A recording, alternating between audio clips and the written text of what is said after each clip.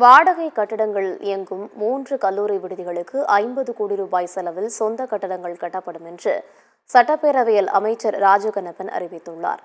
சட்டப்பேரவையில் பிற்படுத்தப்பட்டோர் நலத்துறை மானிய கோரிக்கை மீதான விவாதத்திற்கு அமைச்சர் ராஜகண்ணப்பன் பதிலளித்தார். தூத்துக்குடி உள்ளிட்ட 5 இடங்களில் மாணவியர் விடுதிகள் கட்ட 2.63 கோடி ரூபாய் ஒதுக்கப்பட்டுள்ளதாக அமைச்சர் தெரிவித்தார்.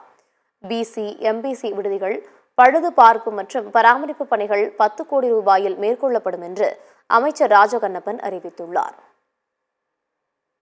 சென்னை, மதுரை மற்றும் திருச்சி ஆகிய பெருநகரங்களில் உள்ள விடுதிகளுக்கு ஒருங்கிணைந்த பொது சமையலற, அது 3 இடம் திருச்சி, மதுரை, மெட்ராஸ் 2,69,00,000 ரூபாய் செலவில் ஏற்படுத்துதல். விடுதிகள் மேலாண்மை தகவல் அமைப்பு HMP 10,59,41,41 ரூபாய் செலவில் செயல்படுத்துதல்.